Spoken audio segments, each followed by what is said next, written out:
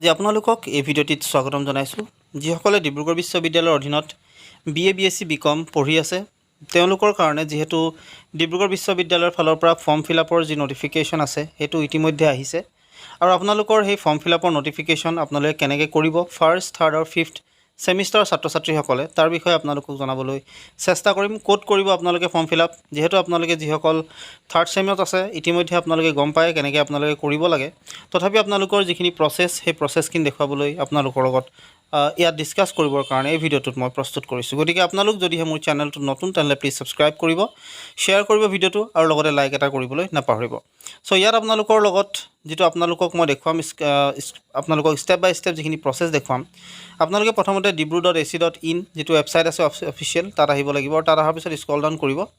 Scroll down কৰাৰ পিছত আপোনালোকে তলত এটা অপশ্যনছ পাব য'ত আপোনালোকে এক্সামিনেশ্যন পৰ্টেল বুলি পাব আৰু সেই এক্সামিনেশ্যন পৰ্টেলতে আপোনালোকৰ গোটেই ডিটেইলছখিনি তাত পাব।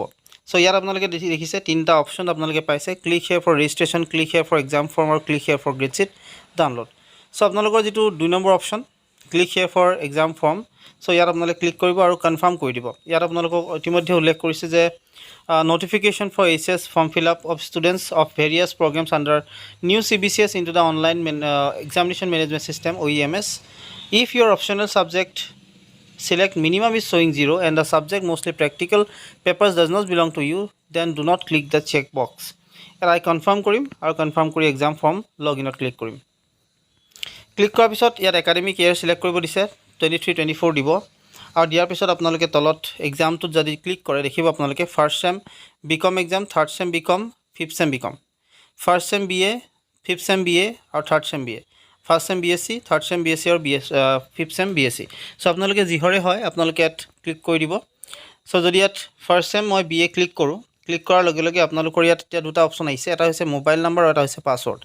এতিয়া এইটো বস্তু আপোনালোকে যিসকলে ফাৰ্ষ্ট ছেমক কৰিব তেওঁলোকৰ কাৰণে আপোনালোকক জনাই থওঁ যে তেওঁলোকৰ যিটো ৰেজিষ্ট্ৰেশ্যন কৰোঁতে যিটো মোবাইল নাম্বাৰ দিছিল আৰু যিটো পাছৱৰ্ড আপোনালোকে ইউজ কৰিছিল ৰেজিষ্ট্ৰেশ্যন কৰোঁতে সেই পাছৱৰ্ড আৰু সেই মোবাইল নাম্বাৰটো আপোনালোকে দিব লাগিব। আৰু যিসকলে থাৰ্ড ছেম আৰু ফিফথ ছেম আছে তেওঁলোকে ইতিমধ্যেই ফাৰ্ষ্ট ছেমৰ ফৰ্ম ফিল আপ কৰিছে, গতিকে তেওঁলোকে হয়তো জানে এইটোৰ বিষয়ে। চ' এতিয়া এইখিনি যেতিয়া মোবাইল নাম্বাৰ আৰু পাছৱৰ্ড দিব, পাছৱৰ্ড মোবাইল নাম্বাৰ দিয়াৰ লগে লগে আপোনালোকৰ যিখন ফৰ্ম সেই ফৰ্মখন আহি যাব। এতিয়া যিসকলে আচলতে পাছৱৰ্ড পাহৰি যায় তেওঁলোকৰ কাৰণে ফৰগট পাছৱৰ্ড ইয়াত অপশ্যন এটা দিছে, আপোনালোকে এইটো থ্ৰু দিও কৰিব পাৰে বা আপোনালোকে আচলতে কলেজবিলাকত যাব, আপোনালোকৰ কলেজতে যদি সোধে নিশ্চয় আপোনালোকক পাছৱৰ্ডটো তেওঁলোকে উলিয়াই দিব, তাৰ পৰা আপোনালোকে গম পাব পাৰে। চ' ইয়াত ফৰগট পাছৱৰ্ডো কৰিব পাৰে আপোনালোকে। এতিয়া কথাটো হ'ল এইখিনি কৰাৰ পিছত নেক্সট পেজটো আপোনালোকে ফৰ্ম ফিল আপৰ সম্পূৰ্ণ ডিটেইলছ পাব। তাত আপোনালোকে জেনেৰিক যি ছাবজেক্ট আছে সেইখিনি চিলেক্ট কৰি ল'ব, DSc ছাবজেক্ট বা জেনেৰিক ছাবজেক্ট যিটো আছে আপোনালোকে চিলেক্ট কৰি ল'ব, বাকীখিনি ছাবজেক্ট অট'মেটিকেলি হয়তো দেখাই পাব। আপোনালোকে ছাবমিট কৰি দিব। ছাবমিট কৰাৰ পাছত আপোনালোকে সেইটো এটা কপি ছেভ কৰি আপোনালোকে কপিটো ৰাখি ল'ব নিজৰ ওচৰত।